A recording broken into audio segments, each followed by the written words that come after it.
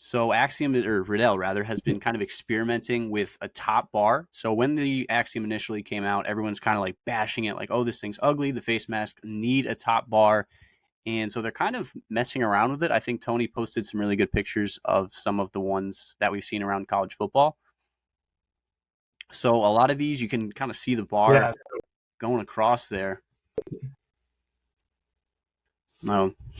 this one's been weird because everyone with the Axiom's kind of been on the fence about it to begin with. Certain teams I've noticed it's kind of like if I look up really quickly here, I'm just gonna do something. Calgary. So this is the first one just because this is my local team that everyone always asks me about. Is I've noticed the Axiom no bar looks the weirdest so far on a white face mask. There's something about it with here's a good photo. Something about just that no bar on the Axiom here with the white face mask and nothing here is just like crazy out of place. And a lot of people have had questions about it, and a lot of people are really uncertain about how it looks. And the theory behind the Axiom was the fact that getting rid of this top bar allowed the shell to flex better because there was no metal, which wasn't, compressive like the way the helmet is made to be, making the helmet safer. Obviously, there's been a couple drawbacks to that, being without the top bar for a visor to sit in, they've had to build the visor into the helmet. I actually thought the visor was an Oakley visor, but I have heard back, not from Riddell, but other sources, that they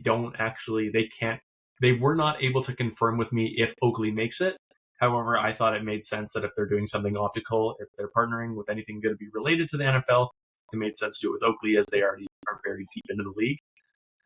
So there's been a lot of questions around the Axiom as a whole. Most people's issues with it initially were cosmetic, but then it was kind of, you can live with the cosmetic if you're going to get the safety side. But then what started this was actually the first guy I saw that posted this. I'm going to open another tab and show you this video. Devin, do you follow 2G Visors? Yes, that's Cole. That's my guy. Yeah, so he was the first one that I saw. I saw this on TikTok. Was this video? It's got 1.3 million of showing if you don't have a visor on it, how two Riddell Axioms can basically fit together. And the reason he was posting this is because he said basically visors need to be replaced on the Axiom every 2 to 3 games because of the amount of scratches that the flat visor gets, which means Axiom owners need to replace at least 3 visors a year. And if you don't have a visor, this is the hazard you're going to run into. Now, that's obviously not with all face mask styles, because like the one Micah Parsons wears is a little bit higher up. It kind of has like a little bit of a top bar to it. So it's not across the board, but for all or the most common face masks we've seen so far, being this like really open scale position mask, this is definitely a concern, which has prompted Riddell to now look into top bars. We saw some experimenting one week with it. This was a random Wyoming helmet that had like an Adidas visor, because Wyoming is Adidas sponsored, that was fit underneath it, and they had a top bar.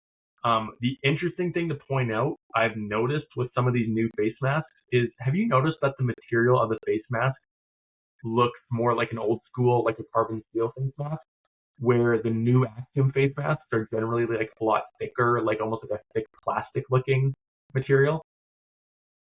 Yeah, I do see it as like a little bit different. I feel like maybe it's just me, but I feel like the initial Axiom face masks were less like tubular and like they had some flat parts as well. Yeah, You know what like I'm if you saying? look at, let's see if this works.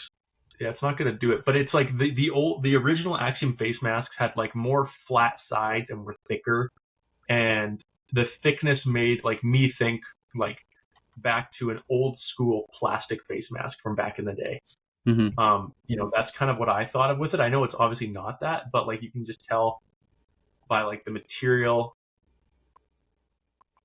that it just looked more, especially with the amount of material and some of these spots on it, it just looked like it was clearly a different, thicker material made specifically for the Axiom. Where I noticed with these ones, it looked more like a standard carbon steel face mask that they might have just whipped up as fast as they could to start testing. But yeah, Wyoming tested it. There were some guys on, what team is this? Is this Kansas? Kansas State. Kansas State. it looked like this looked more like an Axiom face mask with then it's a double top bar. Who else was there? That was the 2G video. And then the crazy part was the fact that this guy was on Illinois, Yep. and he was testing it for them last week. And then this week, it all went south when his top bar bent like crazy. This photo that I posted got a lot of traction, and Riddell took a lot of heat on it. There seems like people are kind of, I don't want to say they're out on the Axiom yet, but like I said initially, the first point was we can potentially put up with it if it's safer. But now they're experimenting, and it kind of seems like it's going backward. Yeah, absolutely. It's don't definitely know. a bad look for Riddell to have those bars, be as bent as they are. But I mean, it makes complete sense. You see the same thing happen with the Speed Flex sometimes. It's just there's nothing at the top of the mask really holding those bars in place, like on a shut helmet. So with enough force, you're playing a violent sport, it's gonna bend the metal, and that's what it's gonna look like. I think it would help if Riddell came out and said, we have noticed this issue. If they did like a press release or something. I don't think it looks great if it's taking like news outlets and stuff to find it themselves and basically report on that they're testing this, and then also report on the fact that some of the tests are failing. I think if they came out and said, we have noticed this is an issue, we're working with a couple specific teams that have kind of opted in for this to help us learn more about it, to make sure we can know we're making the safest thing possible. I think that would be honestly a little better if they were kind of controlling that narrative. But when it's kind of the media that's controlling the narrative around it, obviously they're going to lean more negative towards this didn't work the first time. They're scrambling to come up with something new, and that is also failing. Right. But that's kind of the trouble if you don't say anything about it. I don't really know what's going to happen next week. I have no clue. We haven't seen this in the NFL. I don't know if they're doing that because it's a bigger stage and they're worried. And so they're testing it on, because like frankly, it's Wyoming, Illinois, and Kansas State. Yeah. They're not on College game day, right? They're not nationally televised games, for the most part, I'm assuming. So I could see why they want to test it at the highest level possible with the lowest potential impact of national visibility. Yeah, makes a lot of sense on their part, actually. But, something there. Yeah, but still, a pretty bad look for them overall. Just seeing it's bent and then they're not saying anything about it. Yeah. Like I said, if it's something that they find out and they said, hey, this was a mistake, we tried something new for this, it actually makes the helmet less safe, or we've noticed this is an integral part of a helmet and we're going to revert back and we're going to come up with something new, I got no problem with that. Yeah.